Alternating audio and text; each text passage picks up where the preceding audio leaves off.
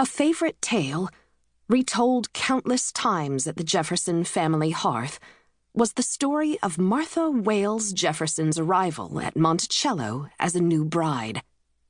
A beautiful young widow, Martha married Thomas Jefferson at her father's estate in Charles City County, just up the James River from Williamsburg, on New Year's Day in 1772. The beaming couple were well matched. At 6 feet 2 inches tall, Jefferson carried his lanky frame erect, towering over his bride. Although petite, Martha carried her slim figure with the elegance of a queen. She had auburn hair and hazel eyes that sparkled with wit and vivacity. Her groom was likewise fair, although his red hair was lighter and his eyes blue. Although no one ever described Jefferson as handsome, one of his earliest biographers said his face shone with intelligence, with benevolence, and with the cheerful vivacity of a happy, hopeful spirit. A young lawyer and planter, Jefferson was just beginning his political career, having won his seat in the Virginia legislature barely 3 years earlier. With his prospects and the good-humored temperament they each possessed, they were confident their future boded fair.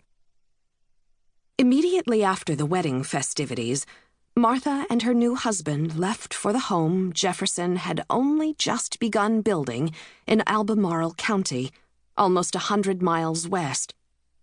Although it had begun to snow as they set out, it was not heavy, so they were taken aback as the storm got progressively worse as they traveled westward. Forced to abandon both their carriage and the main road, they unhitched the horses and rode them for the last 8 miles of their journey, trudging along the mountain track Jefferson knew so well, despite the 2 feet of snow that covered it. Their destination that January night was a tiny one-room building, today an appendage connected to Monticello by a long terrace, but then Jefferson's home, furnished only with a bed and books. They arrived late in the night, the fires all out, and the servants retired to their own houses for the night, their daughter Martha wrote, remembering the story her parents loved to tell during her childhood. Still, the groom was not entirely unprepared.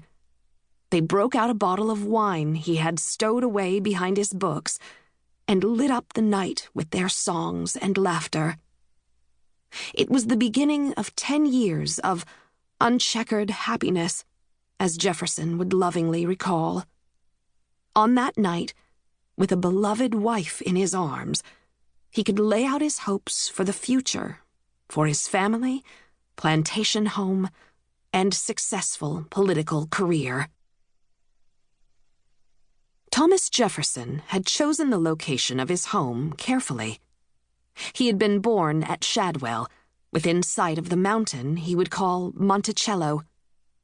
In his youth, he would walk its summit and sit there for hours, reading and plotting the future with his boyhood friend Dabney Carr. He and Carr made a pact to be buried at the very oak tree under which they had spent countless hours together. Peter Jefferson, Thomas's westward-looking surveyor father, and Jane Randolph Jefferson, his elegant mother, shaped his vision of what he would build there. Their influence was unmistakable in the finished house, in which specimens of the New World from the Lewis and Clark westering expedition mixed with the art, plate, and silver of the old.